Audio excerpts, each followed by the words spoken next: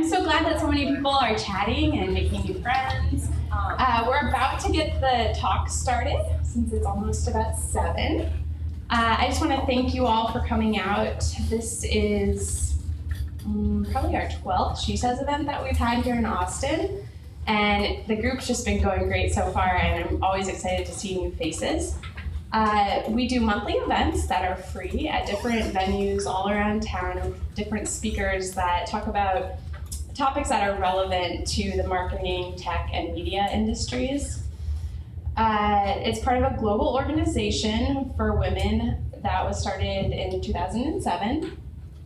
And we're just really happy to have you here. If you'd like to follow us on Facebook and you're not already, we have a group that's SheSays Austin. And if you'd like to take any photos or post anything that you find inspiring today, you can use the hashtag SheSaysATX on Twitter, Instagram, Facebook, what have you. Super excited to have Lauren Goldstein here. She's an inspiring woman that has started her own business, which helps entrepreneurs and startups sort of define their message. She has a background in neuroscience, which helps her to communicate how to effectively network with one another. So I think her talk will be kind of relevant to all of us, and I think we'll all get a lot out of it. So without further ado, thank you very much. Thank you. And a big hand to Nicole for putting this on. She has been a party of one now, and I think is bringing on someone now. So yay for that. Big hand of applause for that. So tonight I want to dive a little deeper into, can you guys hear me if I don't use that? Yeah. Okay. I feel like that's just kind of weird. Okay, so our journey together tonight is really going to go with 2 parts. I decided to combine 2 of my talks. Love, and that's really self-esteem and self-love, because as women, I think that sometimes it's a little bit of a lackluster sort of thing. And then the second part, we're going to talk about networking and how to really utilize your network. So, but before we get started, I would love to hear why some of you are here, so I can talk to you and talk with you. So does anybody want to share kind of what spoke to you and what called you to come? Yeah. And say your name. Sorry? Say your name too. Christina. I'm unemployed and of course looking for a job. And it would help me to know more about networking. And to be honest, it gets pretty depressing. You get a job after a while. Yeah. And I really need something that helps me with my self-esteem and self-love. I thought this would be really good. Great, thank you. Anyone else? Yeah. I'm really good at having imposter syndrome. Oh. You guys all know what that is? When you think that you're not worthy of everything you're doing, you're like, I'm really fake at it, even though you're doing it professionally. Wow, that's Right? okay. So the love and self-esteem part, I think, is would help for kind of trying to get out of that, because it's really, that's what it's all about. It's not necessarily about networking and work that you're doing, because maybe you're really great at that. It's more about appreciating that you are great at that. For sure, for sure. Actually, I was just going to say, I know exactly what she's talking about, because what I'm doing at the moment is a volunteer position. And sometimes it's hard to convince myself that it's a real position that Fair. I can turn into a job. Yeah. Anyone else? You can be brave, I don't bite. Go ahead. I think it's the female networking aspect. I went on to meetup.com, I think, one night, and I just searched tech, because I'm in the tech industry, and I just RSVP'd to all the networking events that I thought was interesting and saved it to my calendar. And there was actually a competing networking event tonight, and when I was going through the rationale of why I should pick one over the other, the other one was more general networking with men and women, and this one was focused on women empowerment and networking. And I think since being a part of the tech community, I realized how important that is and how underrepresented we are, how small our voice is. So just an opportunity to network with other women, I thought would be really great. Awesome. Who else agrees with that? That you feel like your voice isn't being heard? Okay. That's a lot about what we're going to talk about tonight. So first, I want to take a second and show you this video. because Oui, ça va, ça va. you'll see where I'm going. T'as un grand buste, t'as une toute petite jambe. Can you guys see Excuse-moi, that? quoi, fais gaffe, quoi. Mais arrête. En fait, c'est pas ça. Tu sais quoi, parce qu'il y a des meufs qui s'en sortent avec ça. Mais toi, en plus, t'as pas de charme. T'es juste grosse et banale, en fait. Can you see? On m'a demandé d'écrire dans un carnet. À chaque moment où j'avais une pensée sur mon physique. Mercredi, 10h, je me sens moche. J'ai 2 dents de lait, ici. Et donc quand je souris, je ressemble à une souris. Je suis obligée de dire ça. Mais c'est horrible. Pas de bonne proportion, un grand buste avec des petites jambes. C'est bizarre, un grand buste sur des petites jambes. T'as pas de charme. Salut Marie. Salut Pierre. Bien et toi? Ouais, ça va. Ça va? T'as les joues creuses, quoi. T'es hyper creusée, là, aujourd'hui. Tes petites dents de lait, là, qui te restent, on dirait une souris. Tu commences à avoir une tête de bulldog, quoi. T'as les plis qui démarrent du nez, qui descendent vers là. Enfin, c'est... En plus, t'as grossi, c'est terrible, quoi. Puis tiens-toi droite, quoi, ça te fait du bide. Sérieux. T'as des bras tout gros, ça te fait une silhouette toute tassée. Tu te sens pas horrible, là? Avec tes grosses cuisses et ta culotte de cheval, quoi. J'aimerais bien juste te voir avec un corps normal, au moins une fois. Je me permets. Je trouve ça un peu dur, ce que vous lui dites, quand même. Eh les filles, c'est hyper violent de se dire ça. Mais en fait, c'est ce que je me dis à longueur de journée. Et là, je prends conscience de la violence du truc. Elle me disait exactement la chose que je me disais à moi-même dans le carnet, en fait. C'est épouvantable. J'aimerais pas que ma fille se parle comme ça, c'est clair. C'est pas justifié, en fait. Je pense qu'on est toutes très belles.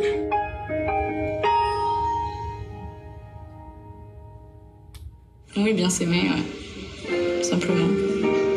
Ouais. So I know it's in French, but it was the only one that I could find that really got my point across. So let's speak to anyone there. How many of us have this dialogue going through our head every day that's just like, I'm an imposter, I shouldn't be here, I'm not worthy. How do they know that I really don't know what's going on? So that's what I want to dive in tonight. And peel back the layers. So, does anybody want to share kind of their gut reaction to the video?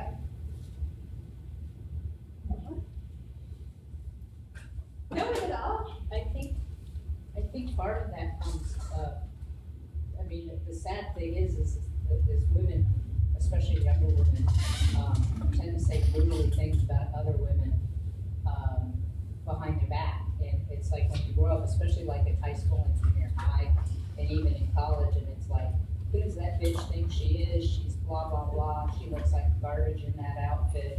She's not as smart as she thinks. And so there's a built-in assumption that they're saying all the same things about you behind your back, so maybe it's true. That's kind of hard. Okay. You had something? I was just going to say that, you know, we're definitely our own worst critic. So when you have somebody else that makes you more down, it just brings you down even further. So you need to surround yourself with positive people. Otherwise, you'll never have that shift. And that's when the insecurity begins. Right. So the reason I actually showed that video is you're spot on, but you spend 24 hours with yourself every day. And what you say in your mind will repeat itself, whether it's good, whether it's bad. And so I have a lot of clients, so as Nicole said, I work in neuroscience, that's my background, and really how the brain works and habits and really how to effectively communicate. But I have a lot of people that I've worked with that are so uncomfortably comfortable with where they are. And so there's 2 quotes that I want to share with you. Both came to me today. One is, to be able to sacrifice what you are for what you could be is something that terrifies a lot of people because you're like, I'm comfortable. I know it's a known quantity. But once you take that leap of faith forward, then it can be life-changing. And the other one is, if you begin to understand what you are without trying to change it, then what you are undergoes a transformation. And so I'm going to take a second and tell you my story, because the woman you see standing in front of you didn't always exist. So my background is in the medical field. And I spent the majority of my life training for that. And woke up one day after we had a little patient come in, and the insurance company told us that we couldn't treat her, thinking to myself, I can't possibly stay in this field when I want to help people when at the end of the day, insurance companies are dictating care. And at that moment, I lost every part of my identity. Because I was doing everything right. I had my life planned out. I was going to be a pediatrician with a white picket fence and matching Labradors. And all of a sudden, I was like, oh crap, I don't know what I'm going to do. I studied neuroscience. I worked at Children's Hospital. And it was really a moment where I had my own paradigm shift, where I realized that I was my job. That was my persona. How many of you in the room, that is who you are, your job? Show of hands? Kind of, a little bit. So for me, that was a huge part of me, and I didn't know who I was once you peel back that layer. So tonight, part of the reason I wanted to put this talk together for you is to peel back those layers and help you understand that the person you are without all of those different facades, you're not an imposter. In fact, anything, you're probably the most authentic person, and you'll go so much farther because you're not exhausting yourself every day trying to be something you're not. So I did a lot of failing forward. To be very honest, I spent a lot of time crying on the floor, wondering what the heck I was going to do with my life. I had an opportunity fall into my lap in dermatology that kind of coasted me through, and then read every self-help book you could think of, hired Anthony Robbins, and was like, what am I going to do with my life? And that's how eventually I came to be, started Golden Key.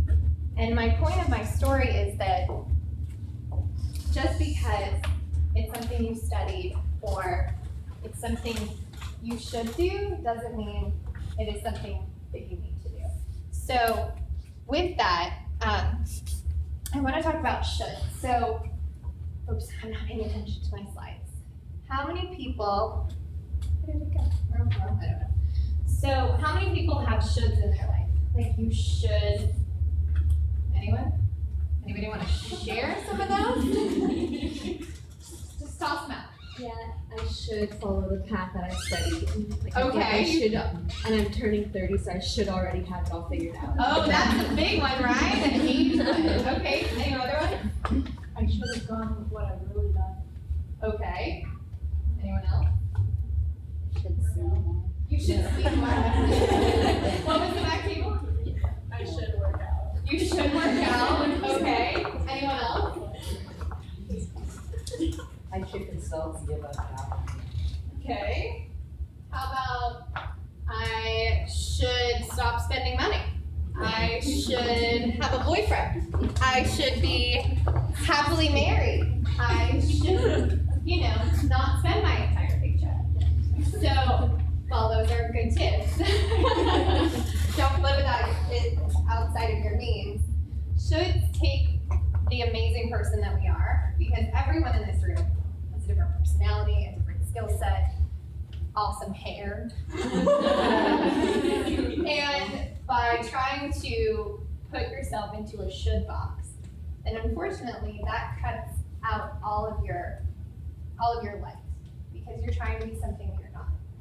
So when you look at those shoulds, like, okay, so you want to go consult, what's stopping you? I don't necessarily want to consult, that's what's stopping me. I've done it before and I blew up my business, so I also have a little bit of a failure. Okay. That provides an additional block. So let's take that little tangent. How many of you guys have a fear of failure? Right? Okay, here's a better question for you. How many of you have a fear of success? So, true story. When I was coaching with Anthony Robbins, he said, you have everything it takes. What's holding you back? And I said, swear to God, I'm afraid to be successful because I don't know what that looks like. I know really well what failure looks like. I know really well what fear looks like. And I definitely know what self-doubt looks like. But I have no idea what success looks like. So, does that resonate? Now, how many people are afraid of success? So, the shoulds that we have suck, right? Because you're like, well, if I got rid of that, then what would your life look like? And I've actually put together a worksheet for you guys that you can get on my website afterwards. But just for a second, imagine your life with all the shoulds that you have right now, what it would look like if you didn't have them. Does it look drastically different? Yeah? No? Come on, guys, I'm trying to engage you. I promise this is a safe space, besides the fact that they're live streaming it. Nobody looks at the eyes. So when I look at shoulds, and specifically women, there are a lot of shoulds that are put on us by society. Like, we should stay home with the kids. Okay, I'm all about being a stay-at-home mom whenever that day comes, but it doesn't mean I should do that. It should be, oh, I use that word. It is a personal choice, right? It's not something that anyone else can dictate. And so when I look at some statistics, by the way, this is an amazing book, because I'm sure everybody works with men, right? Is anybody working in an all-female office? Yes, all right. Is that good? Is that bad? Okay, it's great. So this book called Work With Me is by John Gray, who wrote the book Men Are From Mars, Women Are From Venus. Is that right? Is that the right planets? I was thinking that. And it's really a very fascinating book. And there was a story that really stuck out to me about these two women who had prepared for months for this presentation of how to move the company forward. They were flown to London to meet with like the head of the company, and he decided to hijack their presentation and then skip through slides and basically didn't give at all what they were presenting on. And on the flight home, one of them resigned because she felt she wasn't valued. So how many of you feel like your value isn't being appreciated? So before I share this statistic, I encourage you to, again, go back to what I said before. 24 hours of the day are what we spend with ourselves.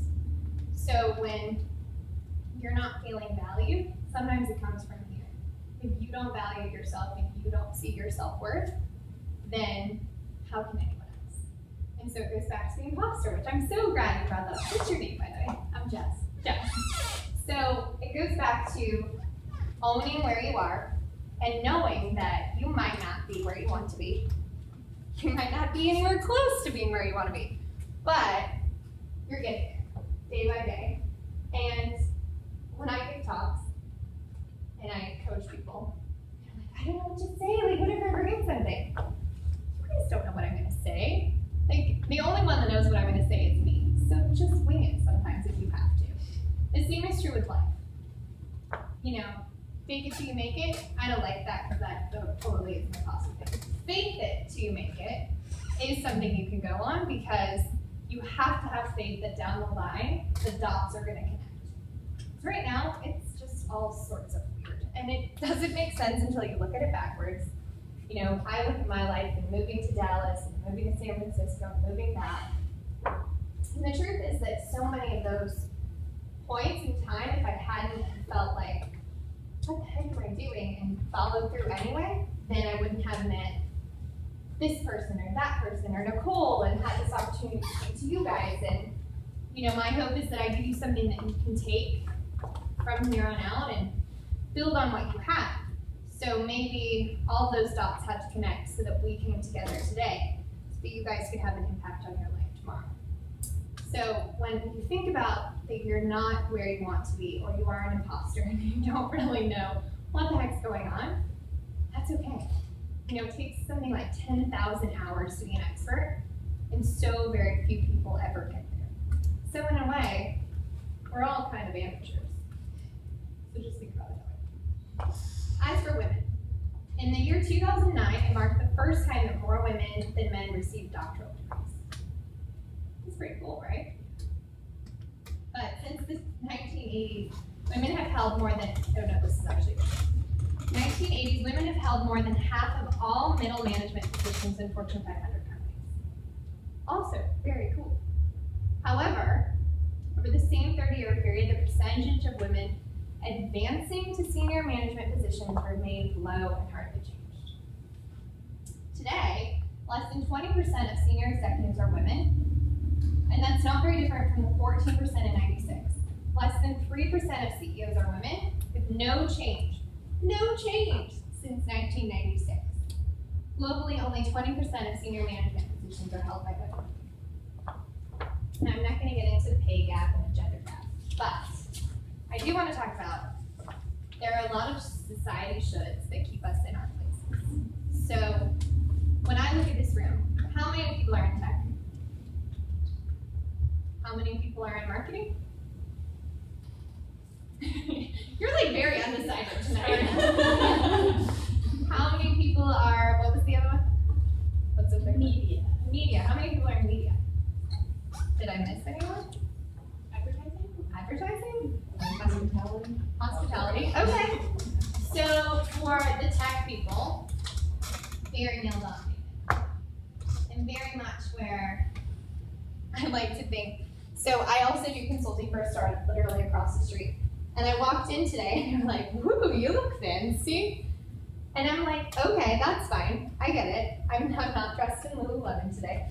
But at the same time, you know, like I have to blend in.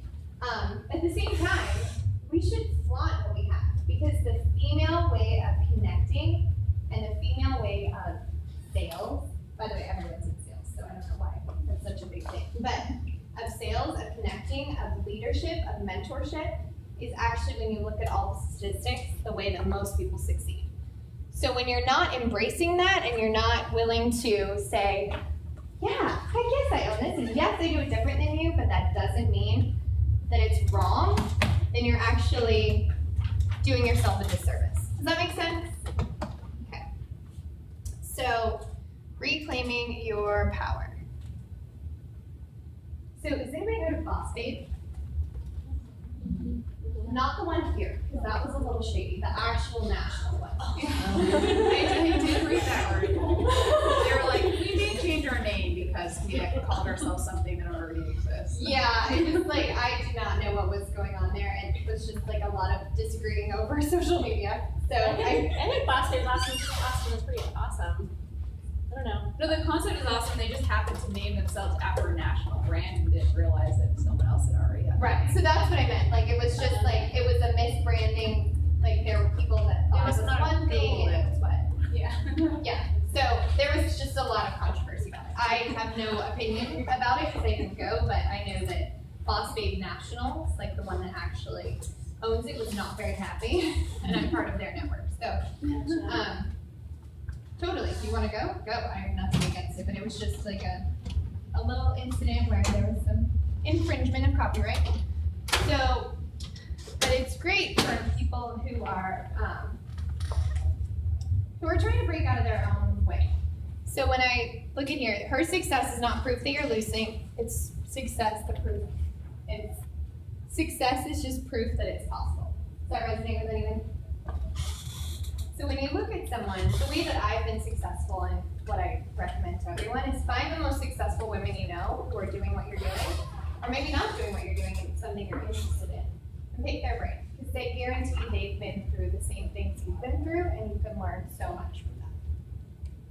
So now when we talk about reclaiming your power, which I think is a big, I'm just behind, sorry guys. Which is a big reason why a lot of you are here, right? Is that what you said? I want to see your guitar on. Yeah. So it starts with authenticity. So being you, the best you can, because to be honest, again, to go back, Corey and I were having a conversation earlier about Sheryl Sandberg's book, Lean In, which is a great book.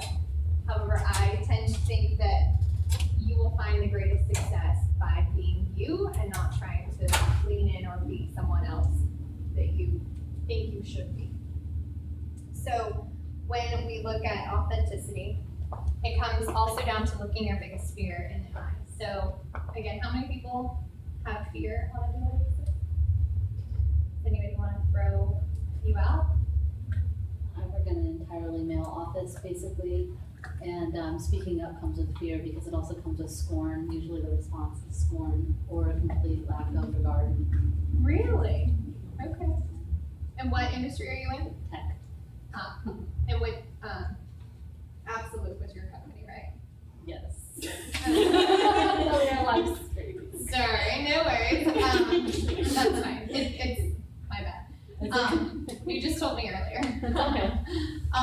So when you're speaking up, are you speaking up about specific things or just in general? Process improvement or just various needs that we have in the office or as a company. And you're just not feeling heard? Definitely not. Does that resonate with anyone else about not feeling heard? Or misinterpreted. Oh, it's constantly Maybe heard, but not heard with your intentions. Mm-hmm. Yeah, so we're going to go into that a little bit in networking, but how many of you feel like what you say and what somebody perceives is not the same thing? Yeah. Okay. Awful. Okay, anyone else want to share a fear? Making revenue goals. Okay, making revenue goals. Do you want to talk a little more about that? So I'm hospitality and Okay. sales. So Yeah. it's all about numbers. And it's basically like your job depends on whether or not you're making your goals, essentially. Mm-hmm. Not necessarily whether it's commission based or not, but just are you making your goals? If not, everybody's looking at you, holding back the company. Why are you not making profit and everybody else is? Interesting. But if you dive deeper into that, it might not be you personally, but a lot of times why we don't reach goals is because it's all between our ears. So either, this happened to me a lot where I could see the goal, but I was like, is it actually attainable? I don't know. And then I would literally lay down on track and be like, well, I'm just going to make this a self-fulfilling prophecy that it's not. Because that's a little safer than actually getting to the goal. But, I encourage, if you have goals and you're consistently not getting to them, which I don't think is your issue, but just in general, take an honest conversation with yourself and say what is holding you back. Because a lot of times it's a fear or a should or fear of success. Anyone else? Nicole, I think you had one. Making mistakes. Making mistakes. You want to elaborate on that? I wouldn't say it's like a perfectionist necessarily personality type, but I feel like I have to be extra careful not to make any kind of mistake in my work because then it speaks to how competent I am. It's a direct reflection of me as a person in my work. Do you think that is a self-imposed truth or an actual truth? Probably self-imposed, but it's kind of true as well. You kind of don't have as much trust in people if they make mistakes at their job. True, but how many people make mistakes every day? I mean, let's be honest, I try and spell things right and I don't spell things right, or I forget someone's name. I literally called someone the wrong name today twice. They look at me and was like, that's not my name. And I'm like, I know that's not your name. What is happening right now? So, I am a recovering perfectionist myself.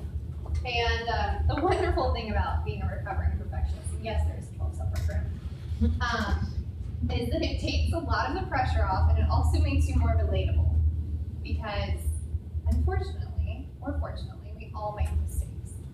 And owning them is good, but also knowing that they are going to happen as hard as we try not to make them happen, they still will happen. So I totally get what you're saying, and I thank you for sharing that. Anyone else? Yes. So kind of the opposite of what she was saying about not being heard. I also work at a tech company, but my background is PR. A lot of times I am scared of being heard but sounding stupid. Oh, okay. How many people are afraid of sounding stupid? I'm right there with you. I think I couldn't pronounce whatever was on the screen. It was still a while ago. Fair enough. Thanks for sharing. Anyone else? Say in this room, I'm afraid I've aged out of the type of roles I have earned based on skill and experience, because this is such a youth-oriented valley, and that's I don't know if it's price or if it's age, but it's a humbling experience because it's not something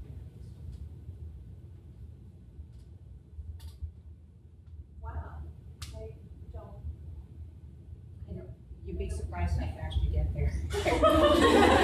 Time How much 30 turning 30? Yeah, well, I have children that are nearly 30, so. Okay.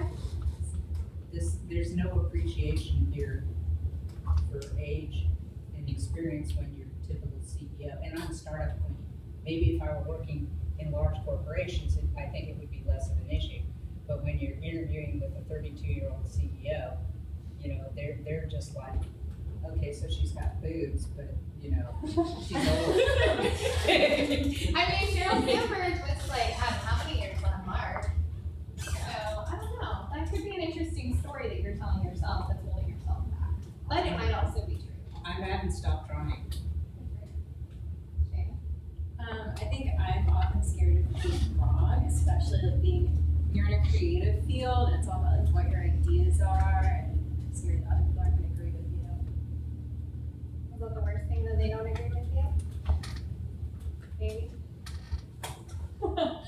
I mean, I love when people agree with me, but not everybody does, and so I think that's a very valid concern. Does anybody else have a fear? What you share? It can be scary to put yourself out there sometimes, especially I'm sure in the creative aspect of things too, because it's like something a lot more personal, I guess. But even just in a professional setting, just thinking, going into something, being really confident in it, and if someone just happens to ask you that one thing that you maybe didn't think about, and it can be, sometimes you just like take 2 steps back and it really just is a little snag. So getting too far into your own head, I guess. Yeah, definitely. Anyone else?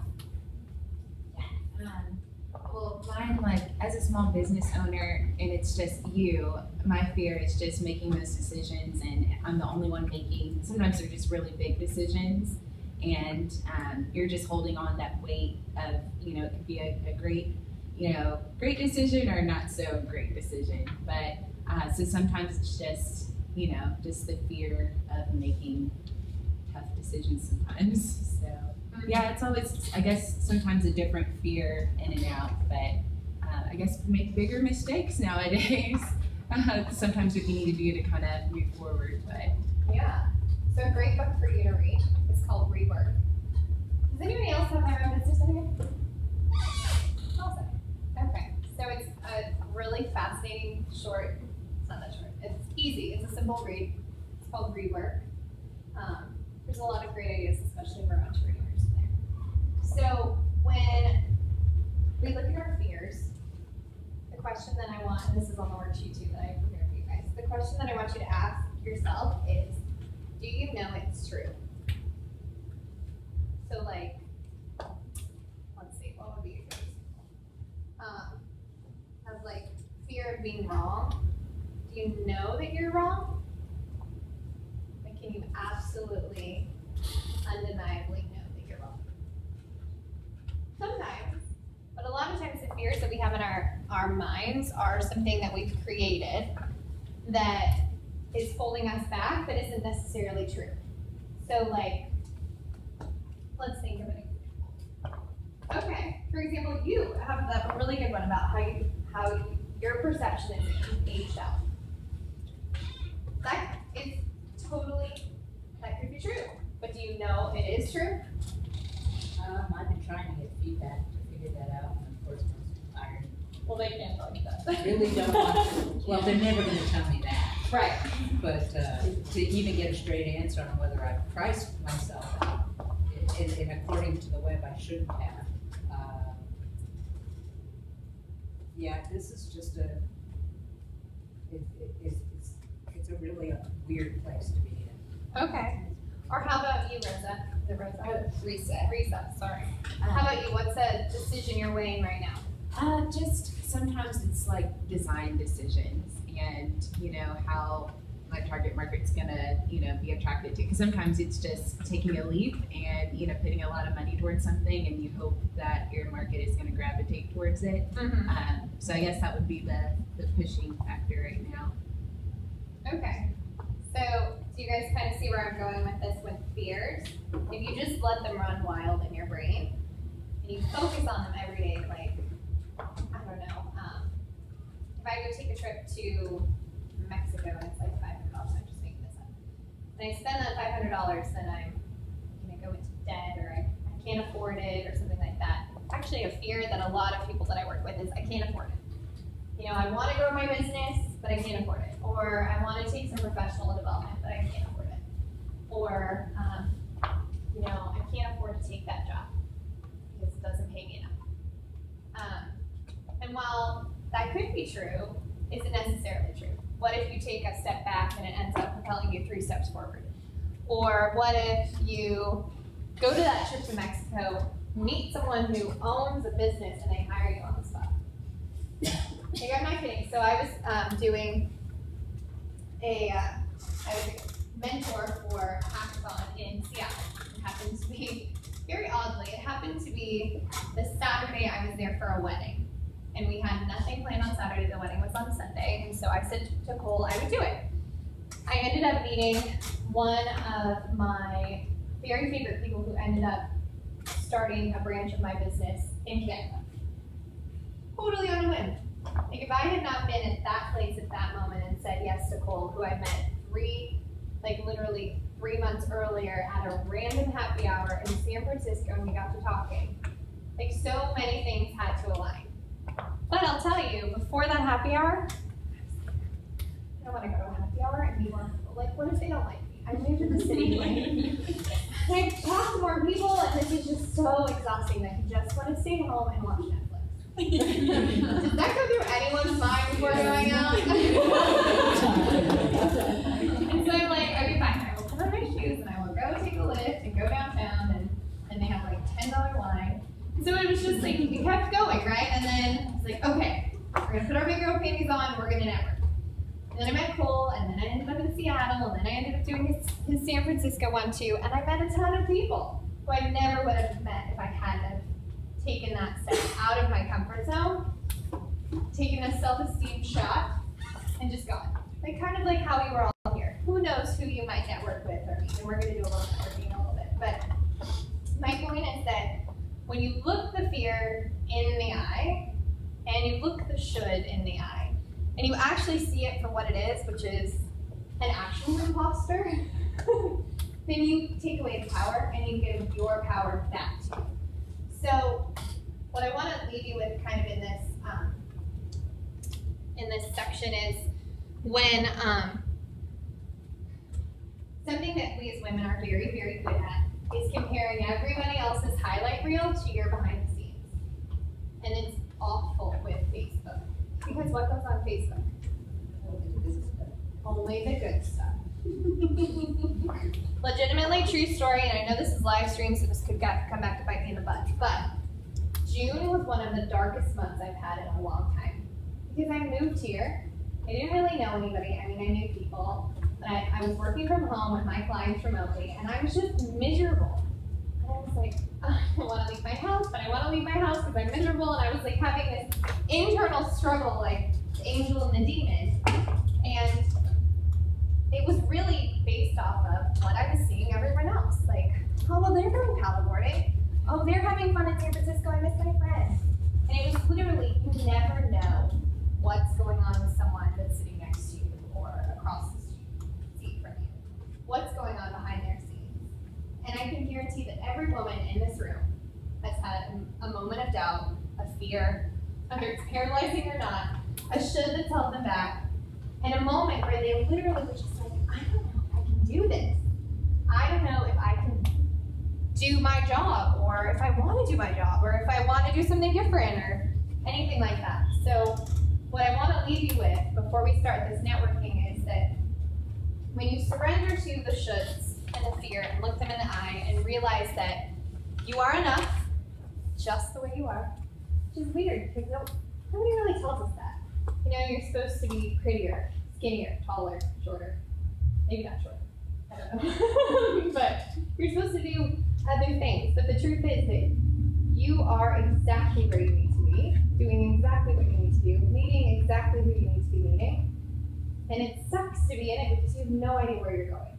You have no idea why everything's coming out the way it is. But if you look back, all the dots will connect. You might not see it for a while, but when you take time to appreciate where you are and be in the moment and not let those shoulds and those fears hold you back, then you get your power back, get your self-esteem back, and it stops mattering so much what other people think, what other people tell you, what society tells us. And we get a chance to actually just be us, which is kind of cool. We're kind of a cool bunch based on the people that I think you're pretty cool. So with that, we're done with the self-love, unless you guys have any questions or comments or concerns. I will field all of them. And now we're going to move into effectively communicating and networking, because this will be huge, especially for job seekers or people that maybe want to make their job and they haven't told them yet. So great communicators don't just hear words. Great communicators hear the meaning behind the words. So really quick, how many people listen to respond? Be honest, be honest. So listening to respond versus listening to communicate and understand are two very different things. So what do you guys think makes an effective communicator? Effective listener. Keep throwing them out. Asking good questions. Okay. Anyone else? It's being able to communicate the intent of your message and not just words. So that the recipient hears and understands what you said. Okay. How many of you think that communicating is just verbal?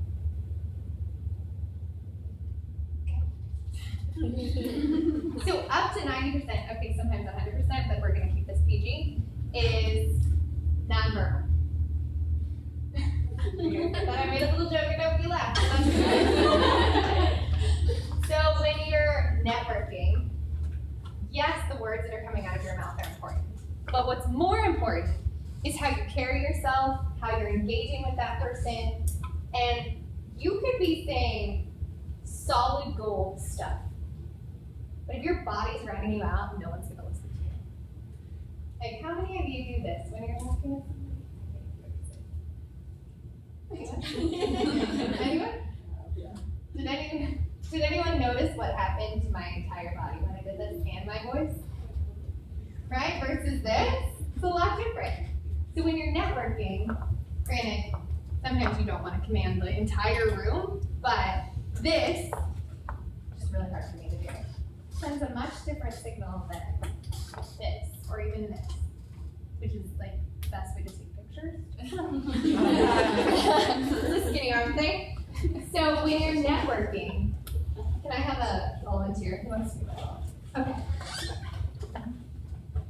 Actually, need a couple. Will you come up here? Oh, sure. I'll have you guys talk together. Okay. So introduce yourselves. I'm Lydia. Nice to meet you. Hi. Nice to meet you. So have a little dialogue here about what you do or. Okay. Are you originally from Austin, or what do you do? I'm actually not originally from Austin. I moved to Austin after college with no idea what I was going to do. And it worked out okay. What do you do? I work in sales for a tech company downtown. Oh, cool. So, yeah. I work for Box. Oh, so, cool. Yeah. So, it's, yeah. Is anybody noticing how she's standing right now? Can you see her feet? Can you see her feet? Crossed. Can you see her arms right now? Power poses, exactly. Okay, you're good. Should be like this. Yeah. Okay, you guys can sit down. I won't embarrass you anymore. Also, who has a crossbody purse that I can borrow? Can I borrow it? Is that another no-no? Oh, shit. Okay. Who goes into networking events or bars like this? Come on, be honest. Be honest.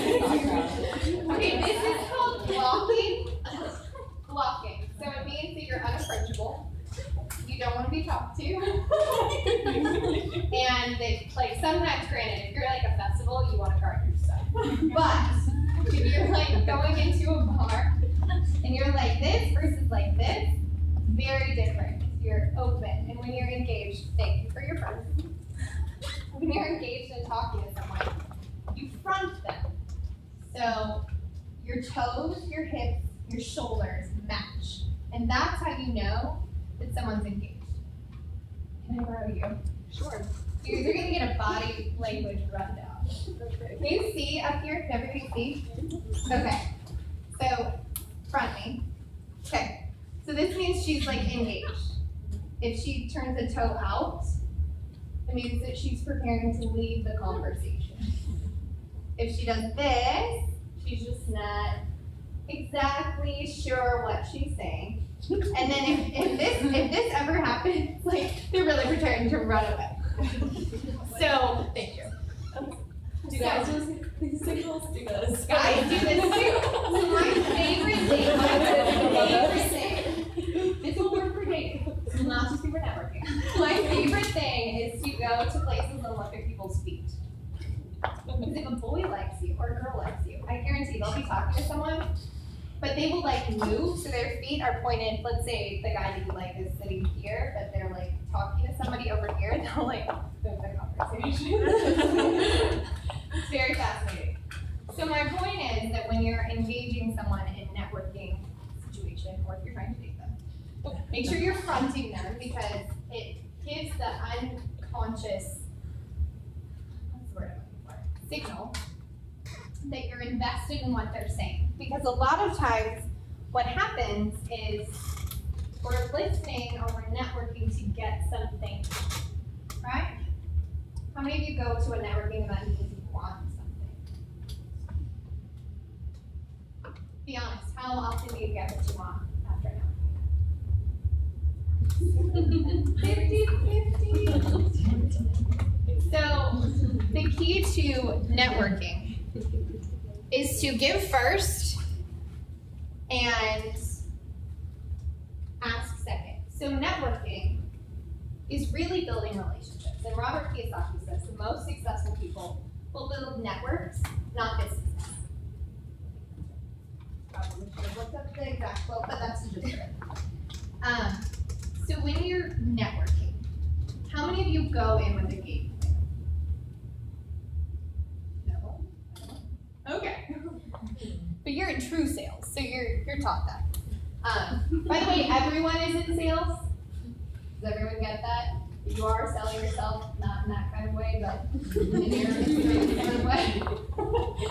So when you go into a networking event with a purpose, whether that purpose is, I just want to make free new contacts, or I want to meet somebody in tech, or I want to meet a great job connection, then it changes the whole dynamic from being willy-nilly, like just going to meet random people. Or a lot of times, how many times have you guys gone to a networking event and you see a friend and you talk to them and get tired?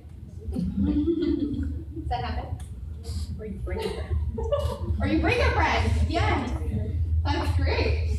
So that's even better, because then you really don't have to talk to anybody. So that's not the purpose of networking. So I encourage you to do 2 things, 3 things. 1, make a game plan when you go in. Number 2, set a time limit. So if you have a plan to talk to 5 people and you're there for an hour, that means that thank you. So that means that you should not be talking to someone for more than 12 minutes.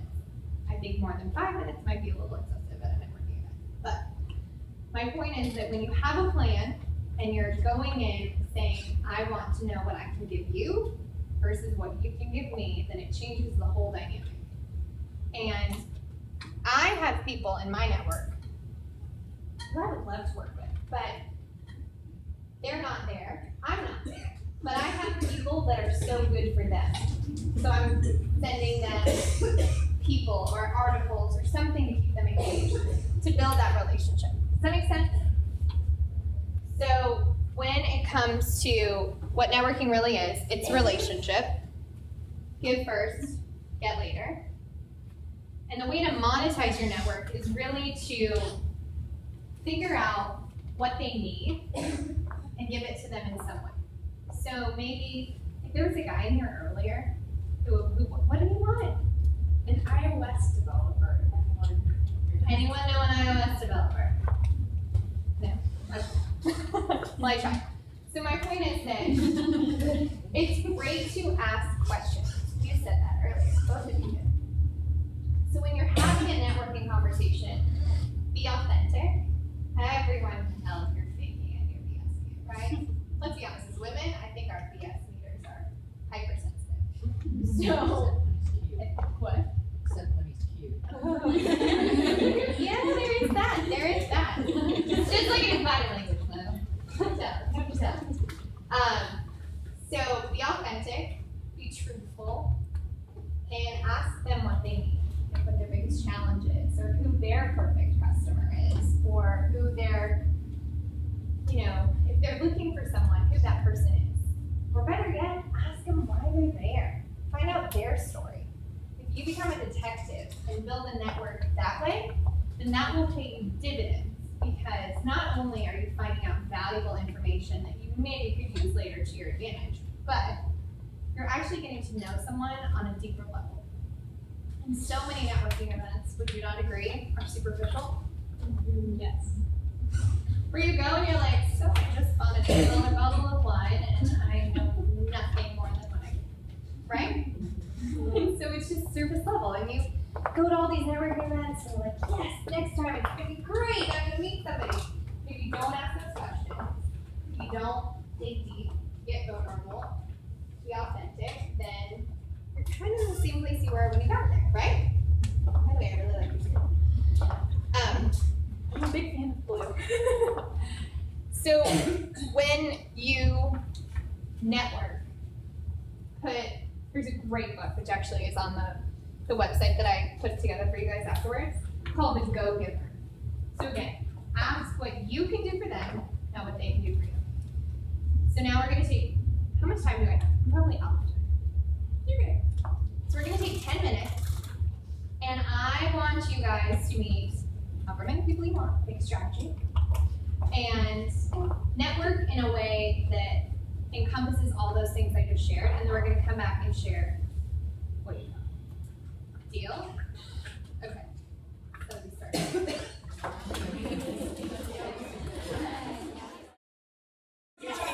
everyone. All right, guys, we're gonna wind down and come back to your seats. I know, I'm tearing you away from awesome conversation. But I don't also want to take all of your evening, because I could talk the whole evening, but I think we all want to, eat some food, drink some more wine. So really quickly, I had a question that was asked. What do you do with your hands when you're talking? Yes, I'm all about gesticulating. I like power posing. Power posing is good. However, it is a little threatening sometimes to know when to use it as a power. I'm very serious. Like, this is a good one. But yeah, there's a lot of stuff you can do with your hands. For example, if you're trying to explain something, this is a great one. So this is what I'm talking about. I'm going to bring it down smaller. So if you're like talking about something that you want to make your point, that's a good one. Obviously, I'm over exaggerating, so you can also don't do that. Like, why is it? Don't do that. But you can also do this one. Very thoughtful. Also slightly awkward if you're standing up. It's more for when you're sitting down. You can do this, but just make sure your hands are showing. Because if you do this, that's a lot more close off than this. If you guys Googled me, one of my pictures actually is me doing this and with a sunspot behind. Eye contact's really important, but don't stare at them like it's a hawk, right? Unless he's a cute guy, and then all bets are off. Unless what other things can you do with your hands? You can just kind of, but you don't have to be doing it. They're only awkward to you. Like, the other person isn't watching your hands, they're looking at your eyes and communicating with you. So it's just like appendages, but they're really, you're the one. True. Actually, this brought up a good point. Okay, two things. There are zones in your face. So if you want to be taken seriously, stay in this zone, eyes up.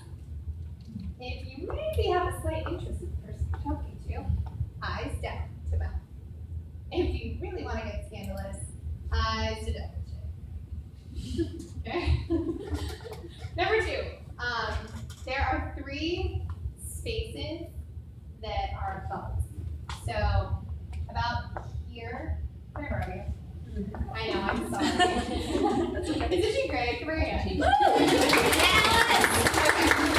So, Rodney. No, you can stand right here. Oh, okay. Sorry, I thought you wanted to. You're good. Okay. Cool. So now she's in like acquaintance space. Take a step forward.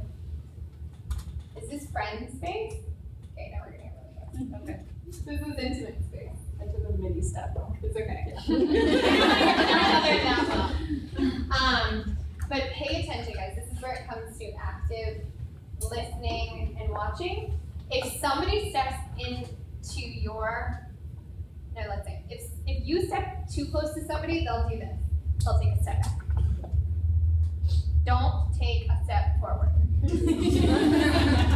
I say this because I was sharing with the girls back there. Literally, somebody, I'm very approachable, but if you get in my intimate bubble and I don't want you there, I will step back. And literally, she did it 4 times and backed me into a wall. I was like, okay. And then I tried to like move, and she was following me. And I was like, okay, this is just not working. So obviously, she wanted to very much tell me her point. But pay attention, yes.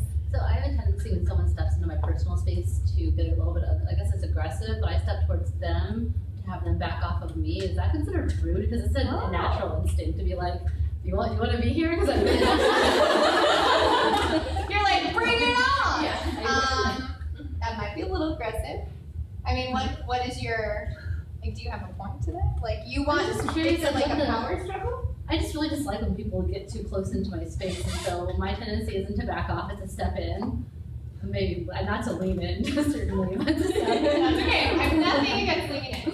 I think it's a great book. I just know that sometimes I feel like I freak people out, but I don't know. So I can tell you that if you did that to me, it probably wouldn't have the best effect. Because it depends on who you do it to. If you do that to me, then I'll probably totally challenge you. Just get right up in there. But there are people that will totally back off. And that's fine. If it's like from a power perspective and that's your point. A lot of men will get very close to you as I feel like it's a PowerPoint. So I wouldn't recommend doing that to a man because the first thing he'll do is challenge you back. And then it's just like, yeah. And it definitely makes one. I also have worked in a very male-dominated environment. Only I think mine's a little bit different. I mean, I work with really great guys, but when you do feel uncomfortable in that sense, because I did have one thing happen, you need to just tell them right then, like, face that. Verbalize it. Just verbalize it instead of be more. Because maybe they don't realize they're doing it also. And at that point, when you do that, they sometimes think, okay, well, I am, then back off. Right, but also when you have those body languages and it's sending a subconscious signal of aggression, then you're not going to be heard. Like you might think you're being heard, but chances are you're not being heard. And here's the truth, women. The feminine persona and the feminine part of the personality is so much more powerful than the masculine. Especially for us, because that's what we innately have. So if you try and be masculine, you're gonna be fighting yourself. Whereas you just step into that and you're like, hey, this is where I am. That's not appropriate. It makes me really uncomfortable. That's being true to your feminine. Whereas this is much more of a masculine, testosterone driven. Which is totally, there are times and places for that. But if you want to be heard and you want to have a conversation, backing off doesn't mean you're backing down. It also doesn't mean you're less. It just means that you're saying this is my space. Does that answer your question? So, okay, what if you're at a networking event and it's really loud? You cannot hear the people unless you get close to them. Asking for permission. I think acknowledging it and like making kind of a lighthearted acknowledgement out of it. It kind of breaks the ice and also kind of lets them know I wouldn't normally stand this close to you. Right. So you can ask for permission. Be like, I'm having a really hard time hearing you. Is it okay if I, get a little closer? Okay. Or you're like screaming your phone number because they So want to basically, you don't get close to them without asking for permission. Right. Because it all comes down to having a give and take, and for every inch you move, you want them to like kind of mirror you. But like me, if you get in my personal space, I will back up. Like I don't want want you to be that close to me, not because. But what if someone tells you that they can't hear you because it's so loud? Then you would allow them into that space. Absolutely. But who's been in a noisy bar and had the guy put his hand on the and leans into you and he's like, I can't hear you. And you're like, okay, you are all up in my stuff right now. This is another. I had that experience just last week, pretty much. And the room was really loud. We both agreed that it was very loud. She stepped in. I'm so tall that I had to step back to read her lips, and she was like, I'm sorry, did I offend you? I stepped in because it was loud. And I had to be like, no, I just can't see you. Yeah. So that's good to remember. You can't do anything wrong as long as you communicate. I guess it's the basic standard. Yes. I was gonna say, if someone is in my space, usually, and I take a step back and they still keep taking a step back, I just kind of I put an arm out, and I in a nice way, I rest it on their arm so that they know I'm not trying to be mean. I just want a little bit more distance, and then I don't have to stop talking or say something, and they usually get it. But yeah, that's a good tip. Yeah. The arm below the elbow, professional. Above the elbow, not so professional. Just be that. I mean, it could be professional, but don't. So anyone want to share how the networking experience was? How was it? Good? It was good. Yeah. Did you guys, we have similar-ish backgrounds, so it was good to kind of compare because we're both dealing with similar things. So I guess it's important to ask or introduce yourselves in that sense, not necessarily to get a sale, but to kind of understand a similar background and maybe build that St. James and we're both from the same hometown. Wow, you're from the same hometown? Yeah, well, city, Houston. Well, where I was, yeah. I mean, that's like a huge town. But I'm thinking my hometown of 2,000 people. Okay, so you actually dug deep and found out some stuff that's not only going to benefit you, but both of you, right? Anyone else have similar? Yeah. We were talking about the concept of asking, what can I do for you? And how, that there's never, a dialogue, that doesn't really come out. But, both of us said, how can I help you? How can I connect you with the client? How can I help? And once we both agreed that it was, we were like, oh, this is so much more natural than I thought it would be. So, just kind of breaking the ice on that level, but realizing, I need to love my network in order for it to love me back. Yeah. And so that's a good start to that concept. It's awkward though, yeah. Right? And you're like, I don't even know if I can help you, but I'm gonna try. Yeah. I think that I talked to the two girls over there that are in the same company. And so when I talked to them, without having to ask that, by asking a lot of questions, I got to that conclusion on my own. I know what they're looking for when they're going out networking. But my natural instinct is not to ask all the questions. It's to talk about myself.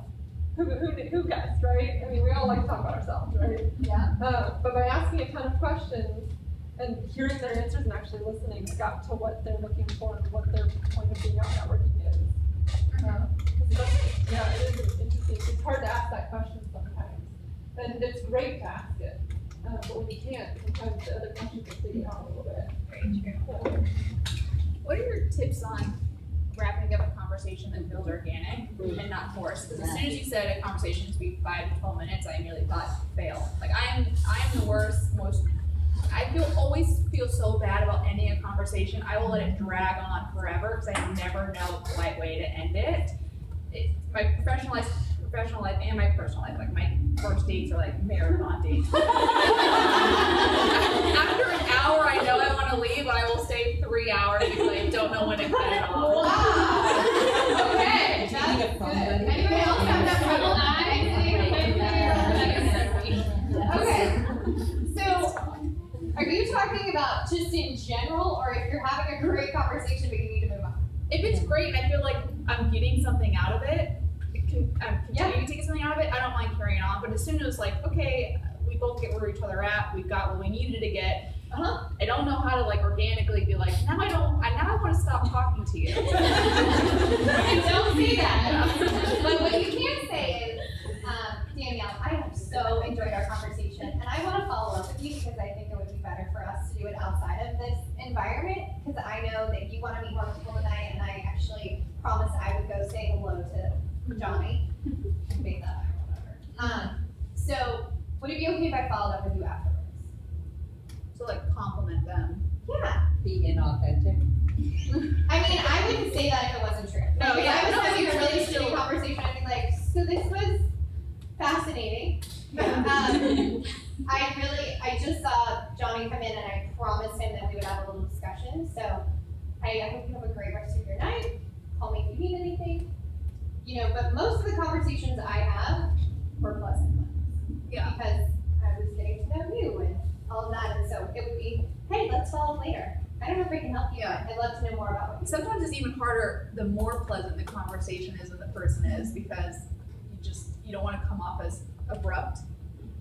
If the person is like inconsiderate, and it's easy to just walk away from someone and it's like, all right, you're rude or drunk or inconsiderate or something like that. But when it's like they're really nice, it's like, I want to leave, but I don't want to give you the wrong impression. But it makes sense by like complimenting them. It kind of eases it. Did anyone think that what I said to her was abrupt? I think it signals interest in them and like that there's going to be continuity to that relationship. So I think exchanging contact info or even saying like, do you want to grab a coffee next week, or just something that implies continuity. Yeah. I would walk away feeling like I felt valued in that interaction. Yeah, it's all about adding value back, because in today's society, we're either giving value or taking value. So, you know, ask yourself before you send that email, is this adding value, or is this really something I don't understand? Or is this conversation adding value to them? Because if you're adding value to them, then somewhere down the road, that value will come back. It might not be for months, years, whatever, but when you're authentic and say, you know, this was great, I'm really interested to know more about what you do, or how I can help you, or whatever's authentic to you in that moment, then that's going to help you exit better. And I noticed that when I started working at Google and my profile was public, I got all these LinkedIn requests. And initially I was like, wow, these people really want to connect with me. And then the next day after I accept the request, I get an email from them and it's like, hey, do you know how I can get a job at Google? And it's like, when I send those LinkedIn emails, I read the person's profile, I mention something that I saw in their profile that intrigued me, and I would like to learn more about them and working in that department. And I write those emails, I get good responses, but it's just so crazy to me that people that don't know me, that's fine if you don't know me, because I email tons of people on LinkedIn that I technically have never met, but we have some kind of connection. But the fact that you feel like it's okay to be like, hey, do you know how you get a job at Google? I actually respond and say like, yeah, go on the job boards and apply. So it's not because they want to be rude, it's probably they don't know any better. Yeah. Exactly. That's what's more frustrating. Like, you're an adult. Yeah. So, I mean, it's just, in some ways, the way that we hear things and communicate does trickle off to other people. And, you know, I'm not above saying, you know, if somebody says something really weird that takes me off guard, I'm like, wow, that really caught me off guard. Can you tell me, like, was that really what you meant to say? Because the more honest your communication is, where you're like, well, you said that, and it made me feel angry or hurt or whatever, then you can have a chance to say, oh, well, actually, what I meant to say was this. You heard this. Can we find somewhere in the middle? Also, with questions are good. Don't interrogate. So wait for a response, and they will engage you too. As a sidebar, I do have a sign up back there if you want to I do write for the Huffington Post and blog every week. I forgot today. Today's Wednesday, shoot.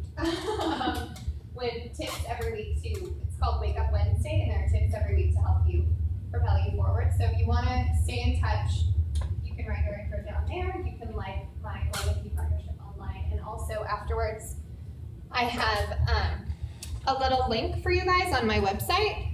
But what I want to end with is that you guys are doing exactly what you need to do. And so this is the link. Whoops. Oh my gosh, it's so small. Hold on. I can't even see that. Okay, so it's goldenkeypartnership.com/SheSays-ATX. And there's a worksheet on there, some links. But what I want to end with is that together with feeling in your power and authentic and faithing it till you make it,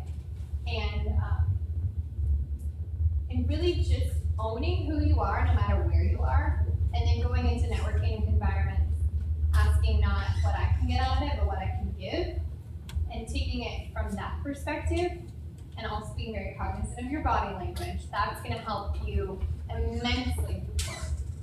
So with that, I'm pretty much done, but does anybody have any questions? Yes. How do you feel about business card interaction during networking? I mean, I usually wait till the end of the conversation, but I mean, I always feel a little awkward because of like the hand thing. I feel like the business card feels like an appendage sometimes that I don't know what to do with. So I have two opinions on business cards. One, I have probably 2,000 business cards on my desk that I've not seen in months.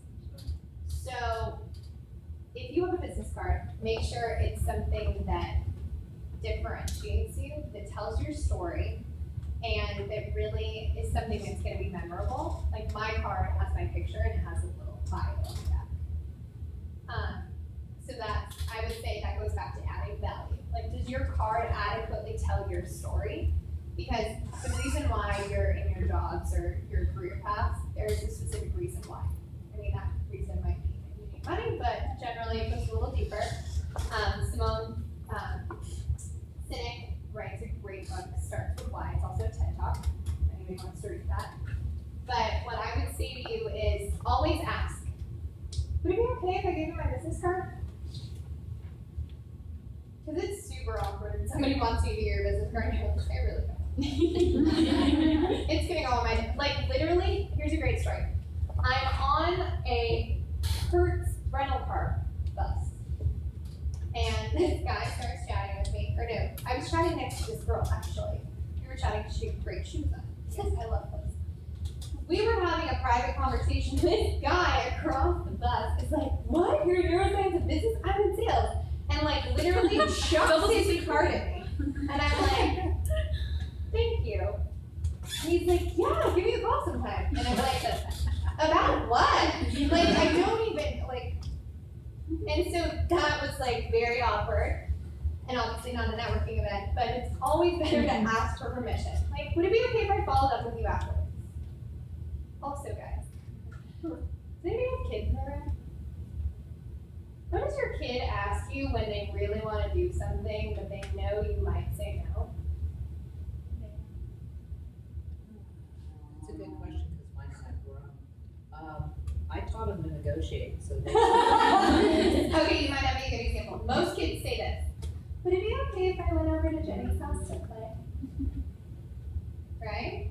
So if you use that, obviously don't sound like that, but when you ask permission, it is in a way that it's like inferring something, but also giving them permission to say no. They almost always say yes. Would it be okay if I followed up with you? Would it be okay if I called you and picked your brain about working at Google? Like, I don't know if I want to work at Google. I just love to hear how it's been for you. Do you like it? Would you say yes?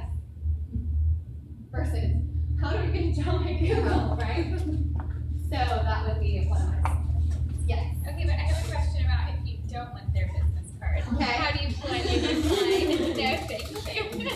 Do you have an example? Do you have an example of that? No, I'm just curious because I'm kind of like with Danielle. Like, I'm like, how do I end this conversation with being polite but being honest and like I have other things I would like to go and do or like other people I want to go talk to, like being direct, which is like my biggest problem. Mm-hmm. But being polite. So I don't know, like how do you say like no thank you, I don't think I want to help you. So here's what I do if I really don't want your card and they really want to give me their card. I will take their card because here's the truth.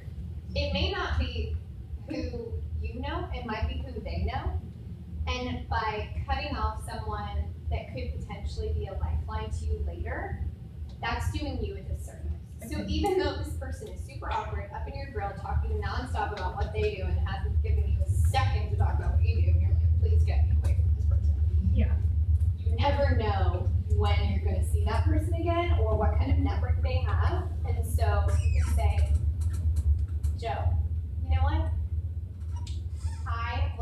much about you. I think what you do is great. I promised Johnny that I was gonna go talk to him and just got here. I'm so sorry. I hope you don't think this is rude, but I do need to go talk to him. I'm happy if you give me your card. Oh.